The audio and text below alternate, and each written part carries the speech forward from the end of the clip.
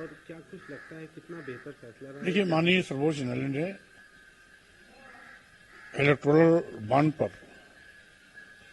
रोक लगाया और साथ ही साथ इलेक्टोरल बॉन्ड के माध्यम से संचित किए गए धन को अवैधानिक बताया।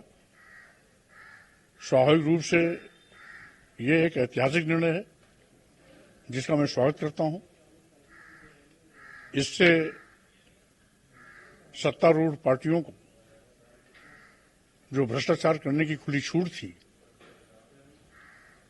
उस पर विराम लगेगा। साथ ही साथ निष्पक्ष और पारदर्शी तरीके से चुनाव प्रक्रिया भी संभव हो सकेगी। इलेक्टोरल बॉन्ड के माध्यम से भारतीय जनता पार्टी ने 6,000 करोड़ रुपए इकट्ठे किए हैं,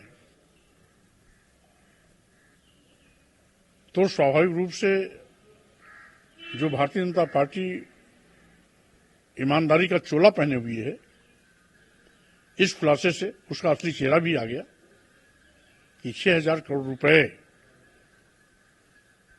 का धन सत्ता के दबाव में दिया गया। ये चुनावी भ्रष्टाचार का खुला नंगा नाच है।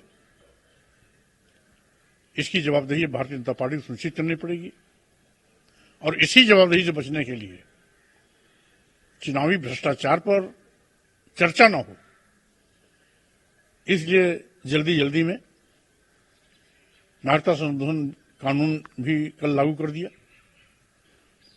जब अगर भारतीय जनता पार्टी की सरकार की नीयत सही थी तो 2019 में पास हुए कानून को अचानक कल ही जब माननीय सर्वोच्च न्यायालय ने चुनावी भ्रष्टाचार को बेनकाब किया तो ऐसे वक्त पर लागू करने का मकसद यही है कि लोगों का नजर बहस चुनावी भ्रष्टाचार पर न हो, नागरिकता संशोधन विधेयक पर हो।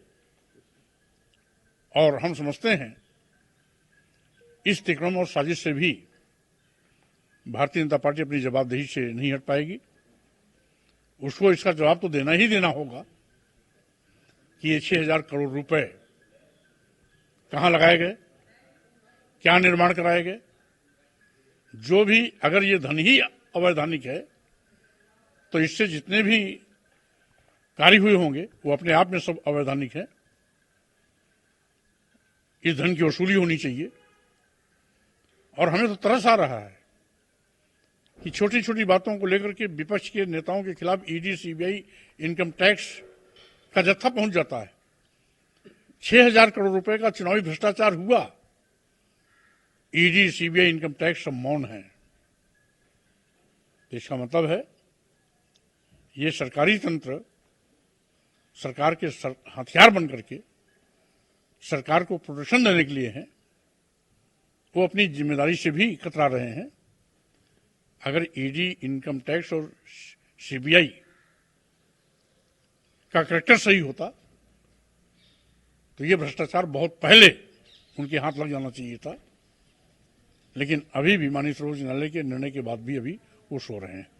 एक आखिरी सवाल रहेगा, बांग्लादेश या इस तरह के देशों में हमारे नागरिक रह रहे हैं जो अल्पसंख्यक हैं, उनके साथ बड़ा अत्याचार हो रहा है, उनको एक सही जगह मिल पाएगी, इसलिए आयन वक्त लोकसभा चुनाव के पहले तत्काल प्रभाव से लागू करने का औचित्य क्या है? 2019 में पास हुआ कानून अभी तक क्या इंतजार कर रहे थे? इसका मतलब इनकी नियत इस कानून को सही ढंग से लागू करने का नहीं है। इस कानून के माध्यम से इस देश के दलितों, आदिवासियों, घुमक्कड़ जातियों, जनजातियों, पिछड़े वर्गों और तमाम अल्पसंख्यक समाज के लोग जो पुश्तैनी से ग्राम समाज की जमीन पर बसे हुए हैं, जिनका आज भी राजस्व अभिलेख में कोई साक्ष्य नहीं है, राजस्व अभिलेख उनके पास नहीं है, ऐसे लोगों को प्रताड़ित करना, परेशान करना, बहाना लेकर के उनको अपनी जमीन से बेदखल करना साथ ही साथ नागरिकता से भी च्युत करना इनका मुख्य मकसद है। इसका मकसद नागरिकता दिलाना नहीं है, बल्कि नागरिकता दिलाने के बहाने नागरिकता छीनना है। इनके इस निर्णय की मैं घोर निंदा